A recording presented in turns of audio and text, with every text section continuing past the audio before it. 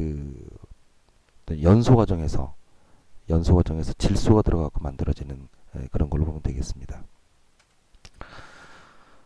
인위적 오염물질을 종류에 따라서 이렇게 그 비율을 보면 제일 많은 게 일산화탄소 48%고 그 다음이 이제 이산화황과 질소산화물 각각 16% 정도. 그 다음에 먼지가 있는데 여기 조금 어려운 용어가 나오죠. 휘발성 유기화합물. 휘발성이라는 것은 이제 잘 증발이 된다는 거죠. 그러니까 이제 끓는 점이 낮기 때문에 잘 증발이 되는 그런데 화합물이다, 유기화합물이다라는 건데요. 어떤 것들이냐면 벤젠, 톨루엔, 자일린, 스틸렌 이런 것들인데 딱 이렇게 감이 잘 안 오죠. 옆에 이제 그림을 보면 대충 느낌을 알 수가 있는데 주로 어디에서 이런 것들이 발생하느냐 하면은 이게 건축, 그 다음에 뭐 페인트, 그 다음에 이제 왜 그 자동차를 새로 사면 왜 타면 왜 눈이 뜨끔뜨끔하죠. 그러니까 이제 이런 거는 예를 들어서 이제 그 새집 증후군, 새로 집을 지은데 그 아파트 같은데 입주하게 되면 눈이 뜨끔뜨끔해요. 예. 그래서 이렇게 주로 이제 뭐 건축 자재, 그다음에 도료 뭐 등등을 비롯해서 현대 산업에서 굉장히 많이 배출되는 것들이 이제 휘발성 유기화합물입니다. 이것이 주는 피해는 굉장히 크죠. 여기 나와 있는 다양한 이런 증세들이 이런 휘발성 유기화합물에 의해서 생겨나는 증상들입니다. 오염물질을 배출원에 따라서 보게 되면 가장 많은 것이 자동차예요. 운송. 그 다음에 이제 뭐 가정, 그 다음에 산업 이런 순서로 오염물질을 배출하고 있습니다. 이 오염물질을 형태에 따라서 분류할 때는 기체 상태 오염물질과 입자 상태 오염물질을 나눌 수가 있겠는데 예를 들면 매연, 그름, 먼지, 황사, 미세먼지 이런 것들은 다 고체죠. 그죠? 예, 입자 상태니까 이런 것들을 제외하면 나머지는 전부 다 이제 기체 상태의 오염물질들이다. 이렇게 구분하면 되겠습니다. 이 오염물질을 발생 단계에 따라서는 1차 오염물질과 2차 오염물질을 나누는데 2차 오염물질이라는 것은 일단 오염물질이 생성된 후에 그 후에 두 번째 화학 반응에 의해서 생겨나는 오염물질입니다. 그래서 이제 산성비가 대표적이 되겠네요. 그러니까 자동차에서 이런 황산화물, 그러니까 자동차나 산업 과정에서 황산화물이나 질소산화물이 생기면 이것이 이제 구름 속에서 물방울에 녹아갖고 질산이나 황산이 돼서 비로 떨어지는 산성비. 이것은 이제 2차로 발생하는 오염물질이다 볼 수 있겠고, 이제 우리 학생들이 이제 많이 헷갈리는 게 오존인데, 우리가 앞에서 오존은 대충 좋은 이미지로 배웠죠. 자외선을 차단해주는 그런 오존으로. 근데 이제 그 오존은 저기 성층권에 있는 오존입니다. 여기서 문제가 되는 이 오염물질로서의 오존은 지표면에서의 오존이에요. 물론 똑같이 산소 원자 세 개가 결합한 것은 맞는데, 그런데 이제 이 문제가 되는 우리가 오염물질로 분류하는 오존은 성층권에서 좋은 일을 하는 오존이 아니라 지표면에서 사람의 눈이나 호흡기에 악영향을 주는 그런 오존이다. 그래서 이 오존이 어떻게 생기는가 하는 것은 다시 뒤에서 공부하기로 하고 오존은 2차 오염물질이다 하는 것은 기억을 해두도록 합시다. 자, 먼저 이제 대기 오염물질 중에서 황산화물입니다. 석유나 석탄에는 유황이 한 1% 정도 가까이 섞여 있습니다. 그래서 석유나 석탄을 연소하고 나면 당연히 산소하고 결합을 하는 게 연소니까 황산화물이 생기죠. 이런 황산화물은 산성배의 원인이 되고 그다음에 이제 그 유명한 런던 스모그와 같은 현대 도시에서의 스모그의 주요 원인이 됩니다. 그래서 이런 황산화물을 배출하지 않으려면 이런 그 탈황 장치를 하면 좋아요. 탈황 장치. 그래서 이제 예를 들어서 산업에서도 만약에 석탄을 사용한다, 발전소에서 석탄을 사용한다, 그러면 이때 석회석을 함께 넣어줌으로써 그러면서 황을 처음부터 아예 공기 중으로 배출하지 않는 그런 탈황 장치를 이용하면 좋겠습니다. 질소 산화물은 이제 주로 자동차 배기가스 형태로 나오게 되는데 역시 마찬가지 산성비의 원인이 되고 그 다음에 로스앤젤레스형 스모그의 원인이 됩니다. 이것도 자세한 것은 다시 뒤에서 공부하도록 하겠습니다. 이렇게 해서 이제 황산화물이 생기면 이게 구름 속에 물방울에 녹아서 황산비가, 질소산화물이 생기면 이것은 또 역시 구름 속에서 빗방울에 녹아서 질산비가 되어서 이렇게 비로 뿌리게 되면 이것이 이제 심각한 2차 오염물질이 되게 됩니다. 왜 이 산성비가 문제가 되느냐 하는 것은 앞에서 우리가 토양 공부할 때 한번 하긴 했습니다. 이제 우리가 화학 시간에는 이 수소 이온 농도, 그래서 수소 이온 농도의 상용 로그의 역수값, 역수의 상용 로그 값을 이제 pH라고 부르는데요. 이제 pH 7이 중성이고 이거보다 pH가 낮으면 산성, 높으면 알칼리성 이렇게 부르죠. 근데 이제 자연 상태에서 B는 pH 7이 아니고 중성이 아니고 5.6 정도 됩니다. 왜냐하면 이제 탄산이 높기 때문에 그래서 자연 상태 B가 5.5인데 5.6 정도 되는데 이거보다 이제 산도가 크면 그러면 이제 산성비다 이렇게 불러요. 이 산성비에 의한 효과들을 몇 개를 보도록 하죠. 첫 번째가 이제 대리석으로 지어진 이 성모 마리아 상이 이렇게 부식된 모습이라든지, 그 다음에 이제 산성비가 내려서 그래서 이제 산성화된 물에서 기형화된 물고기라든지, 독일 중부지방의 침엽수림의 변화, 70년도와 85년도 이런 변화를 보면 이것이 이제 산성비의 큰 피해죠. 그 다음에 산성비에 의해서 이 겨울에 낙엽이 돼서 떨어진 것들이 썩지 않고 다음 해까지 계속 쌓여 있는 거라든지, 그 다음에 나무가 고수되는 이런 현상들도 있고요. 미국의 2004년도의 그 산성비의 어떤 지역적 분포를 보면 지금 여기 붉은색 쪽이 이제 pH 4.3, 4.4 뭐 이런 쪽이고 푸른색 쪽이 이제 pH 5가 넘어가는 곳인데 자연 상태 비가 pH 5.6이니까 이쪽은 별 문제가 없는 것이고 이쪽이 이제 산성비가 문제가 되는 거죠. 왜냐면 미국의 주요 산업시설들이 미국 뭐 디트로이트를 비롯해서 동부 쪽에 미국의 주요 산업들이 있기 때문에 이런 현상들이 나타난 겁니다. 근데 이제 우리가 주의할 점은 예를 들어서 이제 안면도 같은 경우는 아주 청정 지역인데 이런 안면도에도 산성비가 내린다는 거예요. 뭐 강원도 산간 지방에도 내리고.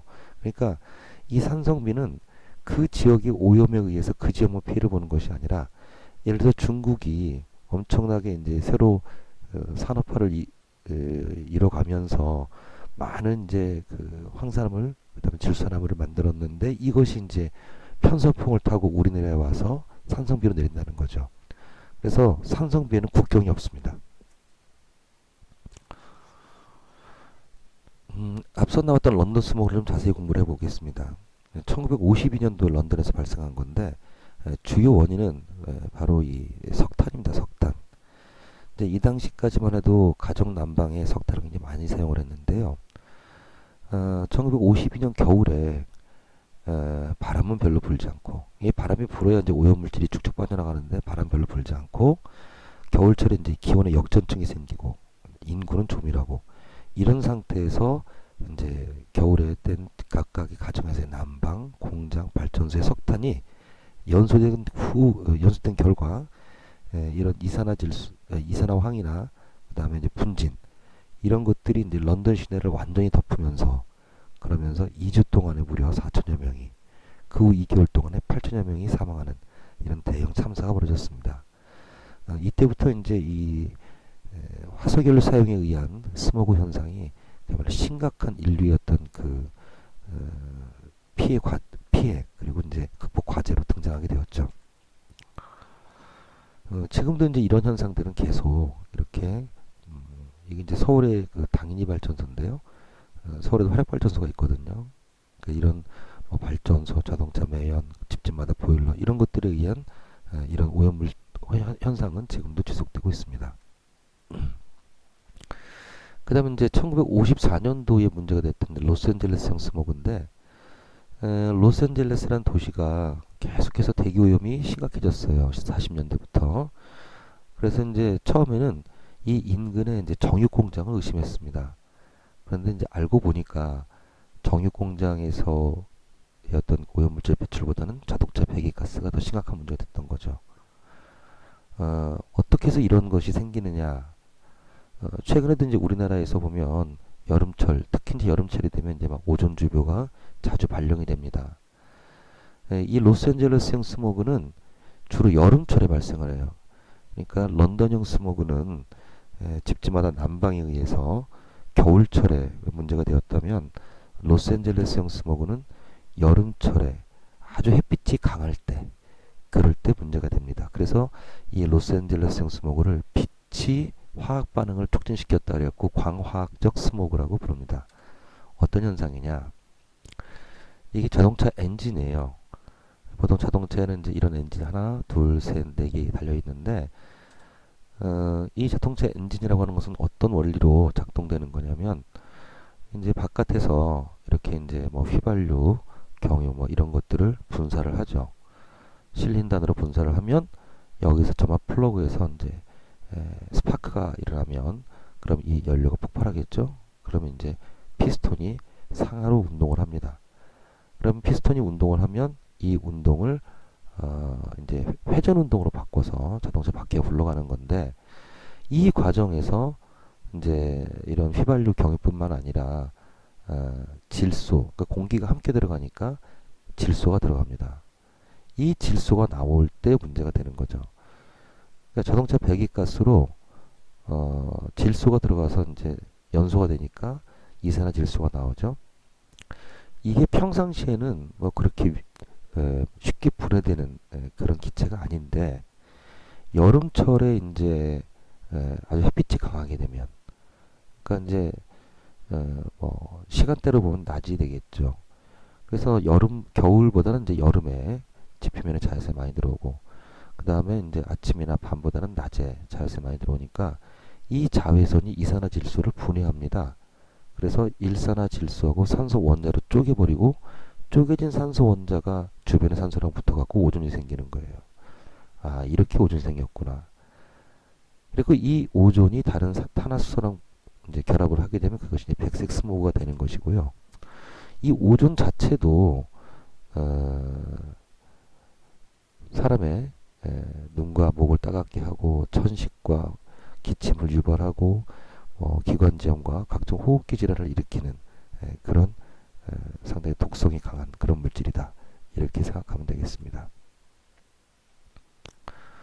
그래서 오존의 농도가 심해지면 그러면 호흡기 질환, 폐기능 감소, 0.5 ppm 이상이면 흉부 불안까지 이렇게 되고요. 당연히 식물에도 큰 악영향을 미치겠죠. 예, 나와 지금 여기 보면 이제 여러 가지 피해 상황들이 나와 있는데, 자 정리를 해볼까요? 스모그 현상은 크게 이제 런던 스타일과 로스앤젤레스 스타일이 있는데, 아까 봤듯이 런던형 스모그라는 것은 주로 이제 공장과 가정 난방, 즉 석탄에 의해서 발생했고요. 로스앤젤레스형 스모그라는 것은 이제 자동차에서 발생한 이 배기가스가 문제가 되는 겁니다. 주로 오염 원인 물질은 런던형 스모그는 이제 아황산 가스라면 이쪽은 질소산화물, 탄화수 이런 것들이 되는 거고요.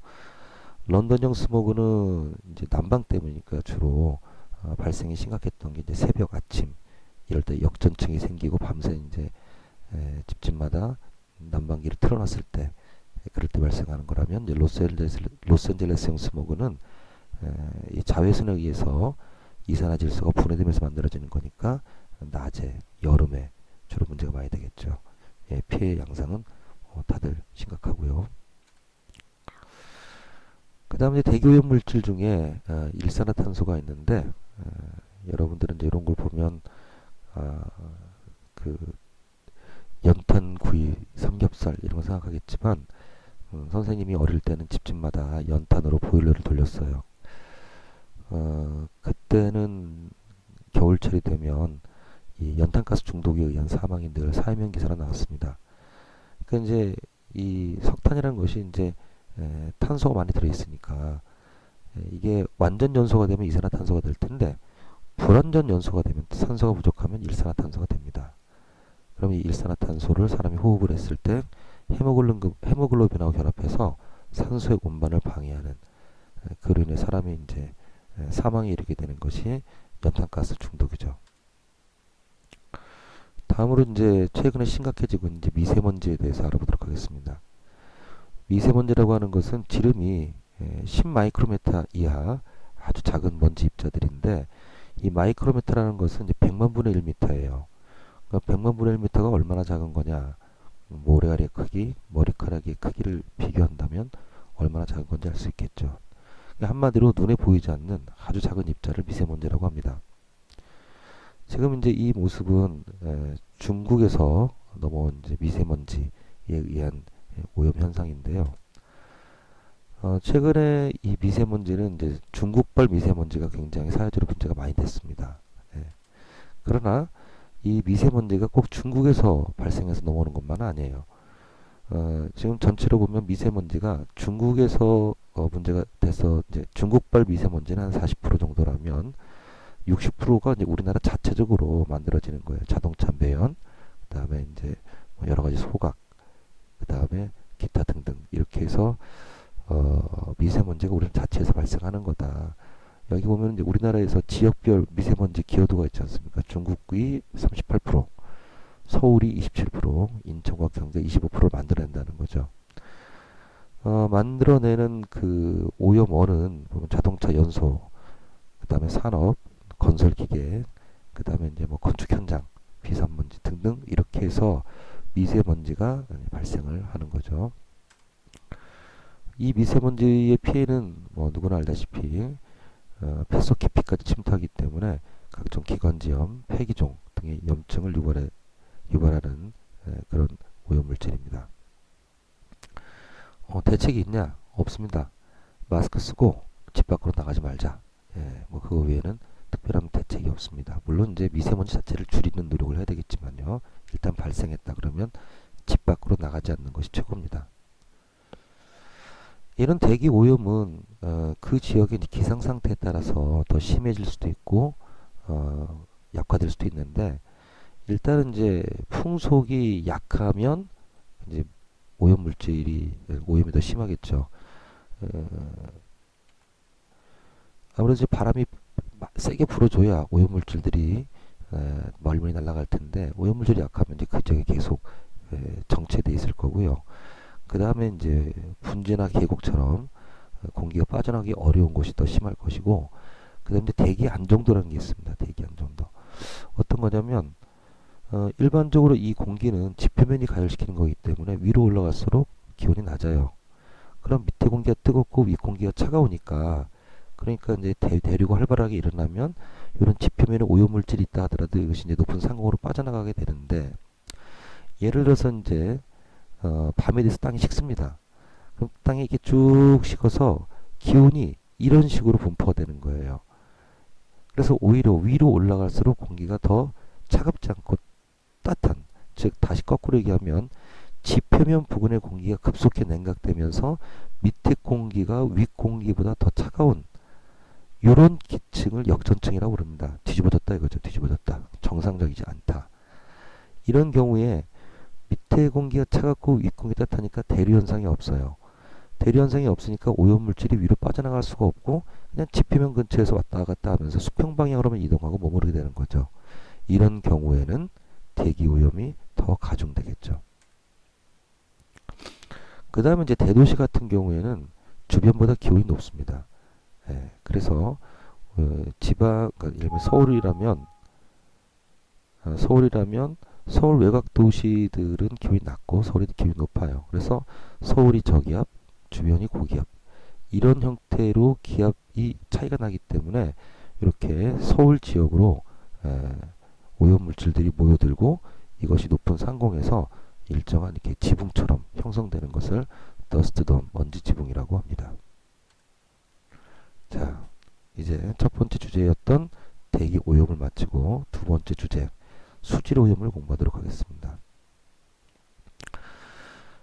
이렇게 물이 흐르면 이 흐르는 물 속에 이제 많은 오염 물질들이 들어올 겁니다. 뭐 똥물 투척, 호기성 세균, 조류, 물고기 폐사 등등. 그런데 이제 물은 이렇게 흘러가면서 이런 오염물질이 들어온다 하더라도 이 오염물질을 스스로 정화해낼 수 있어요. 그런 것을 물의 자정 활동이라고 합니다. 자정 활동, 자정 작용. 예. 그러니까 물에 설사 이제 오염된 물질이 들어온다 하더라도 물리적 생화학적 작용으로 스스로 깨끗해지는 현상입니다. 이걸 자정 작용이라고 불러요. 예를 들면 희석, 확산, 침전에 의해서 또는 햇빛에 의한 오염물질의 분해, 산화, 중화, 또 호기성 세균이 산소를 이용해서 유기물을 분해하는 이런 방식으로 물은 스스로 자기 자신을 깨끗하게 만들어 나갑니다.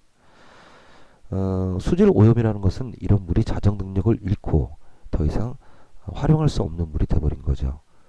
예를 들어서 각종 생활 하수라든지 축산 폐수라든지 쓰레기의 유입이라든지 세차, 공장 폐수 등등 다양한 원인으로 물이 자정 능력을 잃었을 때 그것을 우리는 수질 오염이라고 합니다.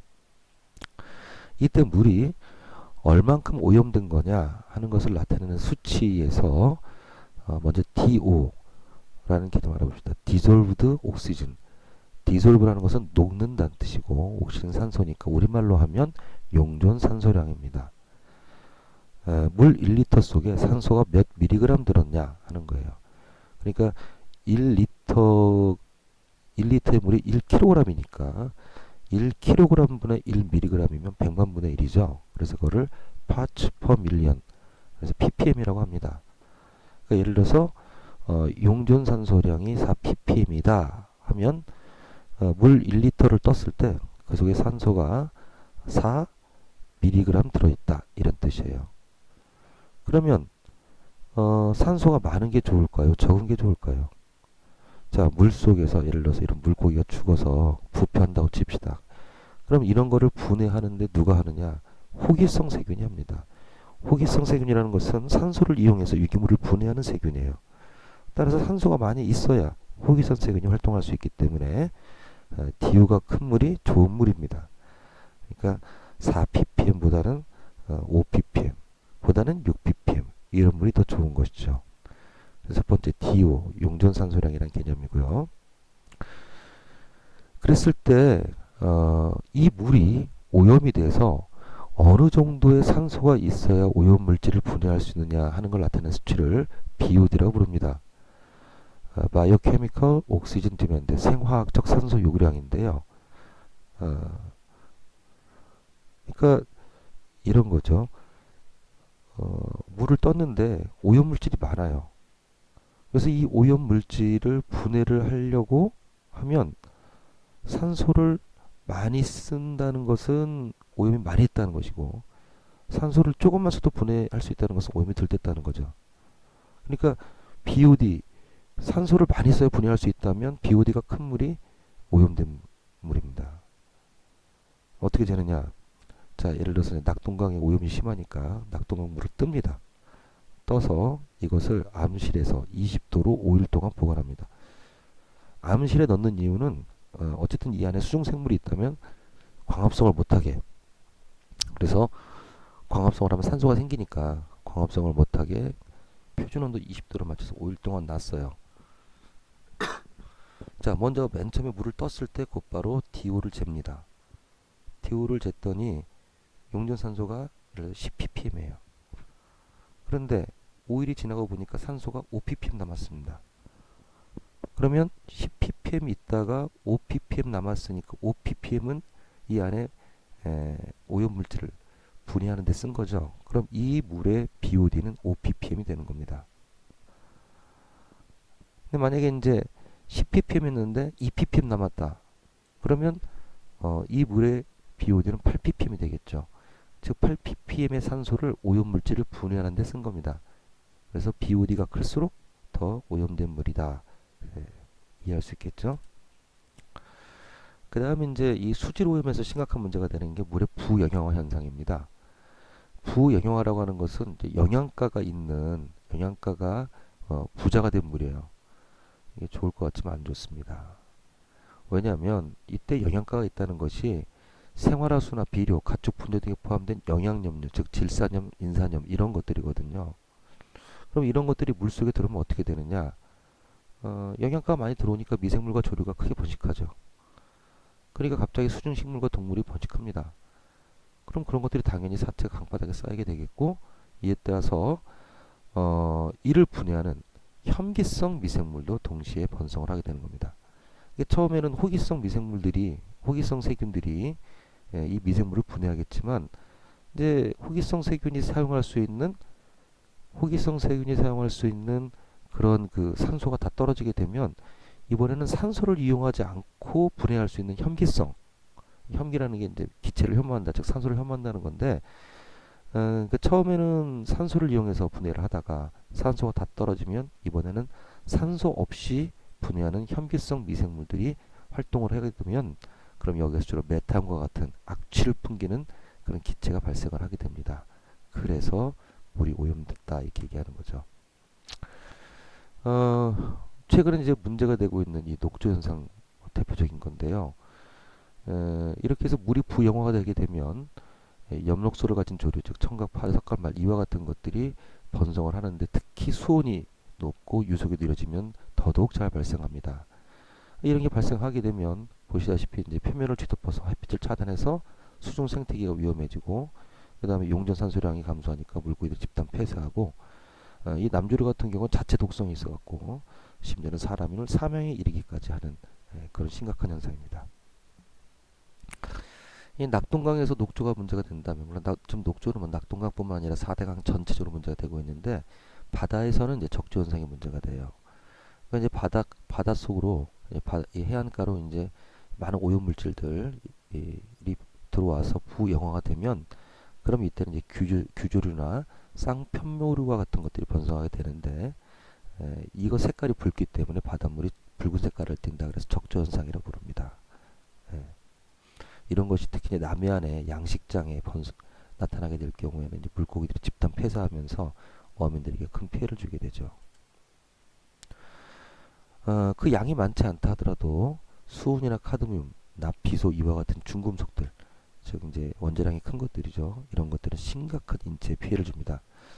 대표적인 현상이 일본에서 발생했던 미나마타병과 이타이타병인데, 이런 병들은 전부 다 수은이나 카드뮴이 생물체에 계속 농축이 돼서 발생한 현상들입니다. 그래서 수은 오염에 의한 미나마타병, 카드뮴 오염에 의한 이제 이타이타병. 이타이타이라고 하는 것은 이제 아프다를 이제 일본 말로 이렇게 이타이타이라고 하는 건데요. 막 뼈가 휘고, 그다음에 뭐 고통을 참을 수 없어서 거의 막 미친 듯이 몸을 때리고 긁어야 되는 그런 심각한 병입니다. 그래서 이제 수질 오염이 심각한 문제는, 이제 물이 오염이 되면 식물성 플랑크톤을 동물성 플랑크톤이, 이들을 작은 물고기가 큰 물고기가 해서 결국 이것이 인간에게 농축될 때는, 보세요. 이게 생물 농축이기 때문에 가면 갈수록 이 농축 양이 엄청나게 기하급수로 증가하게 되잖아요. 그렇죠? 그래서 사람이 이제 이런 걸 먹게 되면 어패류를 먹는다거나 막 이러게 되면 저런 미나마타병이나 이타이타병과 같은 심각한 질병을 앓게 되는 겁니다. 그 다음 이제 수질 오염에서 점 오염원과 비점 오염원이라는 용어가 있는데, 점 오염원은 말 그대로 오염원이 딱딱 찍어지는 거예요.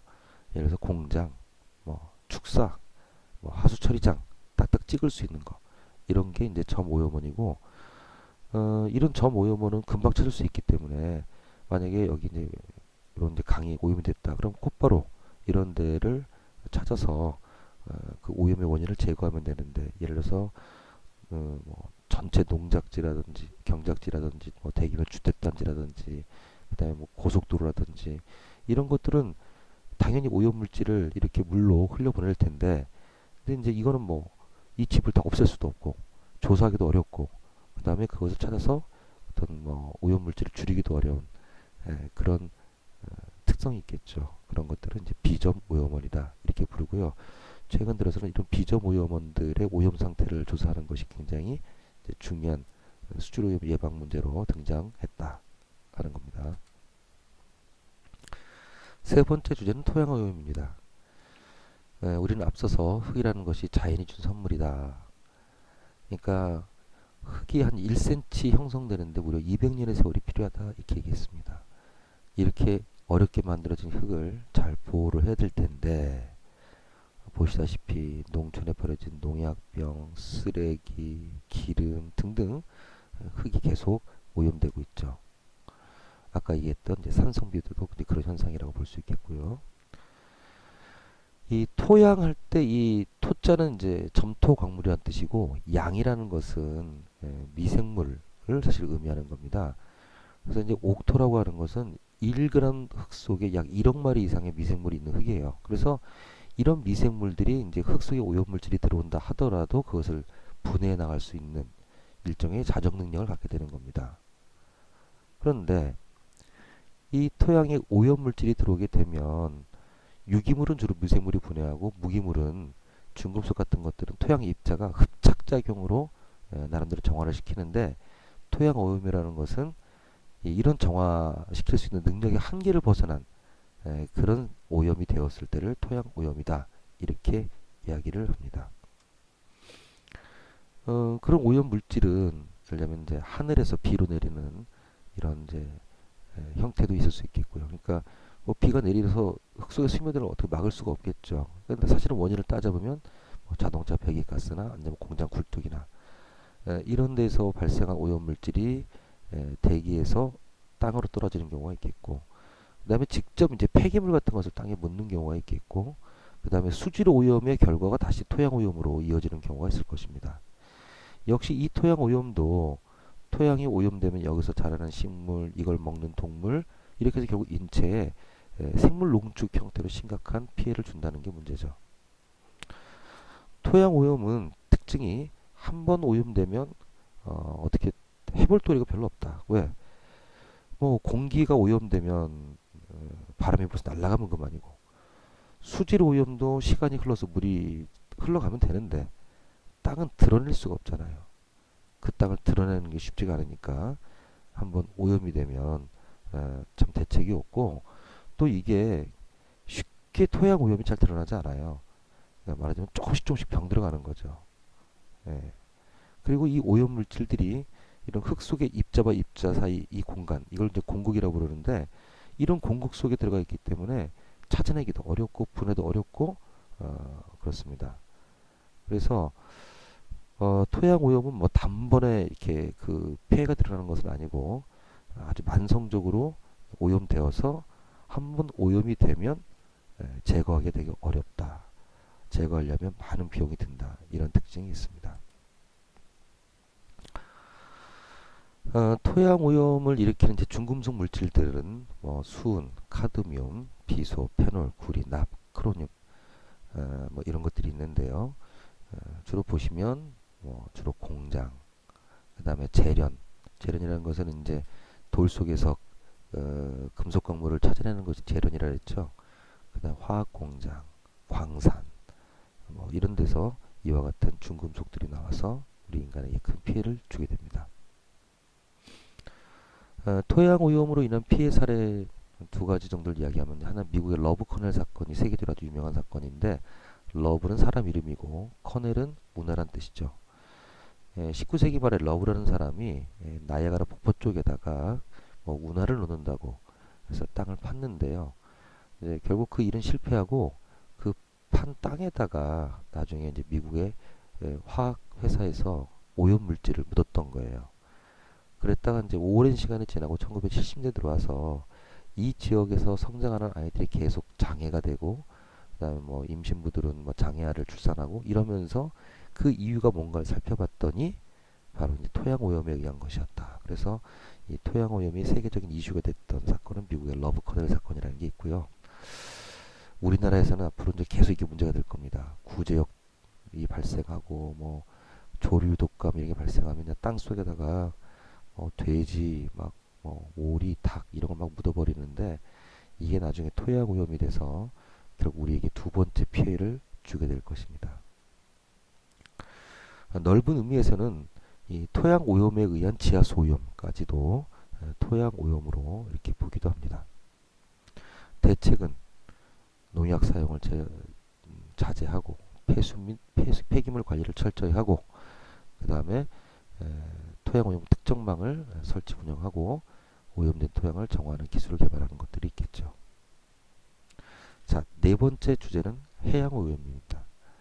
지금 한국에 이렇게 있는 쓰레기들, 그 다음에 기름에 의한 바닷가의 오염, 그 다음에 적조 현상, 뭐 이런 것들을 볼 수가 있는데요.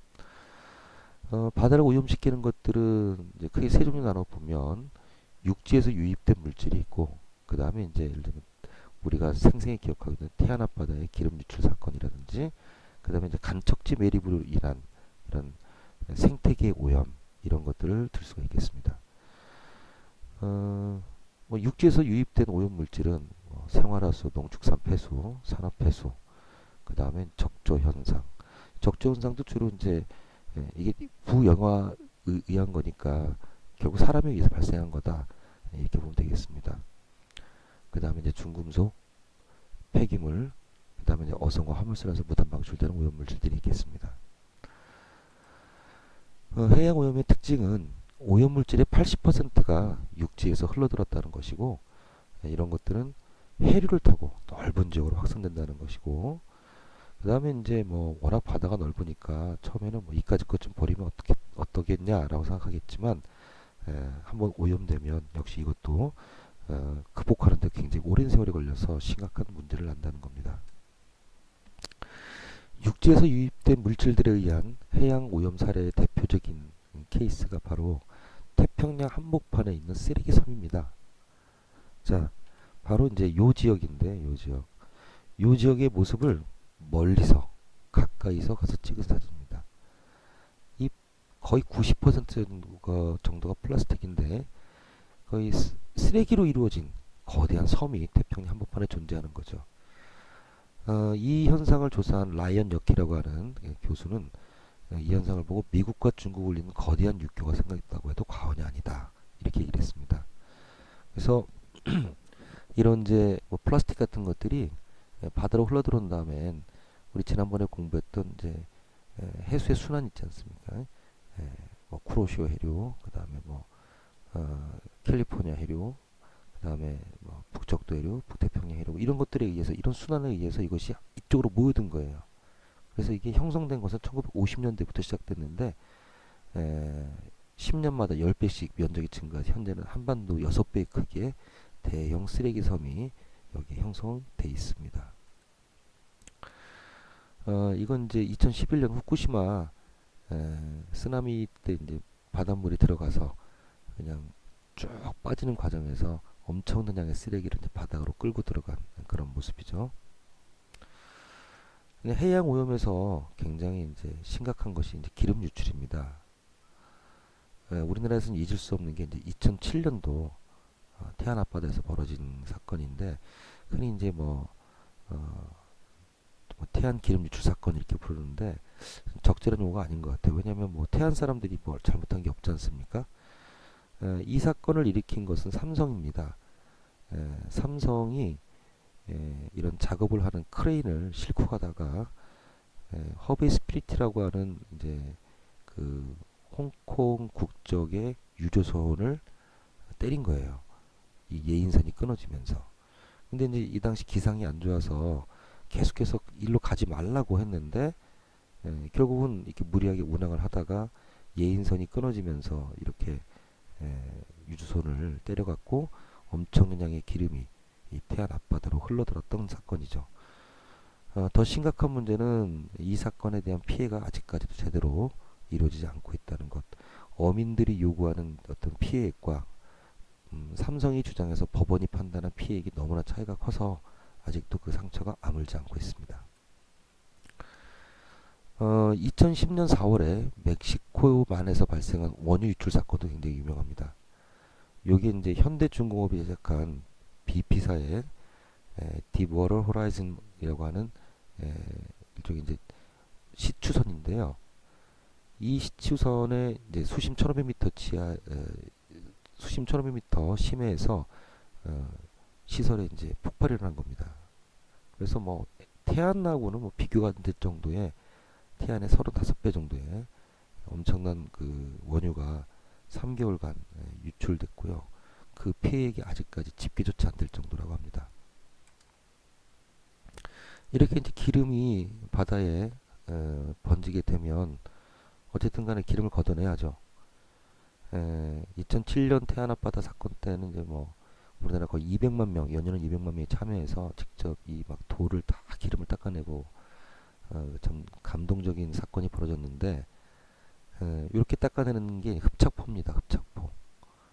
흡착포고 그다음에 이제 오일 펜스나 유화제도 있어요. 그러니까 이거는 이제 뭐 이런 바닷가 해안가에서 쓸 때는 이제 흡착포를 쓸 테고 오일 펜스는 어떤 거냐면 이렇게 이제 예를 들면 여기가 이제 유선이 에서 기름이 흘러나온다 그러면 바다에다가 기름이 이제 물리 뜨니까 이렇게 이제 석유를 더 이상 퍼지지 않게 막는 게 오일 펜스인데 그럼 막아서 어떻게 한다는 거냐? 태웁니다. 그러니까 석유가 번지는 걸 막자고 석유를 태우면 대기 오염이 되겠죠. 그래서 사실 궁극적인 해결 원리는 아닙니다. 그래서 이제 유화제라는 걸 쓰는데 이 유화제가 아직까지는 그렇게 잘 개발이 안 됐기 때문에 이것 자체가 또 다른 2차 오염이 될 수가 있습니다.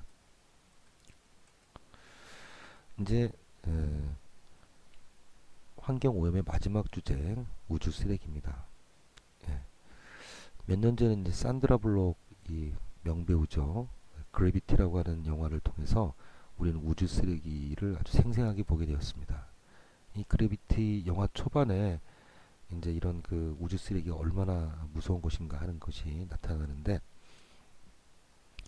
이 우주 쓰레기는 뭐 현재 가동 중이거나 퇴역한 인공위성 자체가 이제 그러니까 보통 이제 인공위성 같은 게 띄어 올리면 한 20년 정도 지나면 인공위성의 어떤 에너지원인 태양전지 같은 것들이 이제 수명이 끝나요. 그러면 이제 그 자체가 쓰레기고 그 다음에 이제 뭐 우주 공간에서 폭발이나 충돌로 인한 파편과 부스러기 그 다음에 이제 인공위성을 띄울 때 분리되고 남은 로켓 또 나사 목화 부품 등등 이런 것들이 이제 우주 쓰레기인데 이런 것들이 최근 들어서는 이렇게 수명이 다한 인공위성이 많이 늘어나기 때문에 인공위성이 계속해서 자기 수명이 다하니까 그때 이제 수명이 다하면서 뭐 폭발할 때 생기는 파편들 그리고 대륙간 탄도미사일 유격 훈련 이런 것들에 의해서 우주 쓰레기가 증가합니다.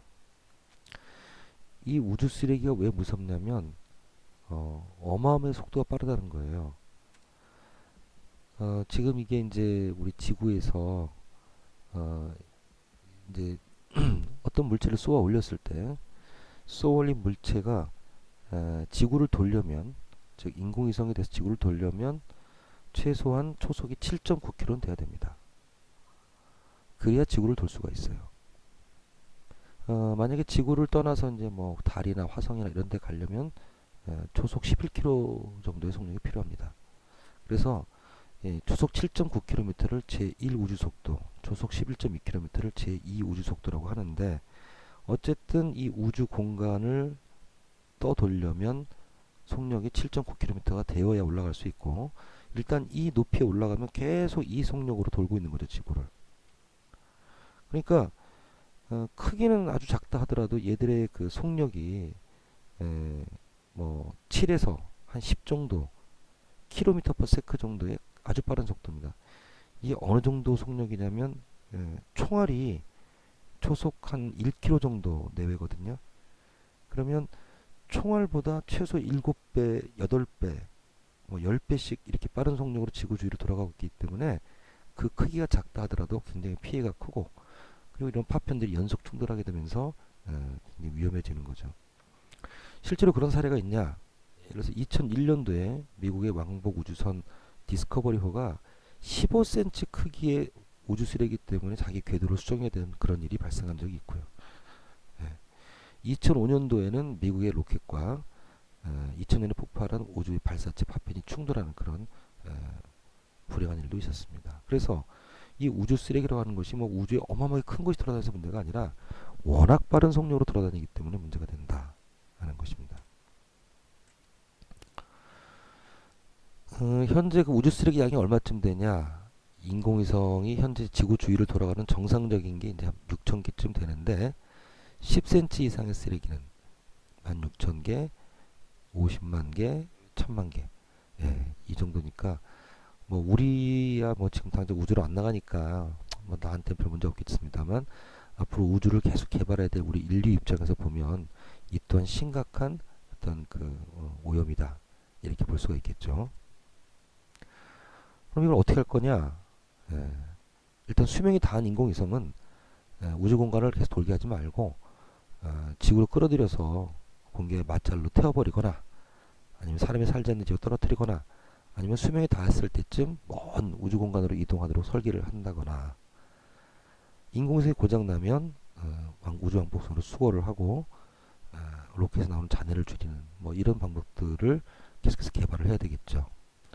이제 그 외의 방법들이 몇 가지가 있을 텐데 이런 것들은 아직 실용화 단계는 아니고 이제 구상해보는 단계입니다. 예를 들어서 우주 청소위성을 만들어서 이렇게 해서 이제 우주 쓰레기를 수거를 한다거나 아니면 이제 레이저 빗자루라고 해서 우리 지구에서 레이저를 쏴갖고 파편을 잘게 부숴요.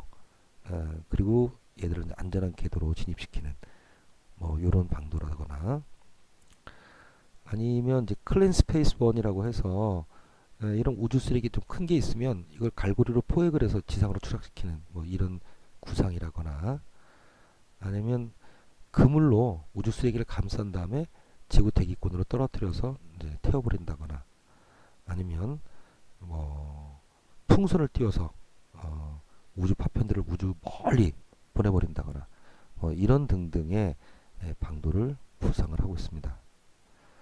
자, 어느덧 오늘 우리가 공부한 시간이 다 되었습니다. 자, 그동안 공부하느라고 고생했습니다.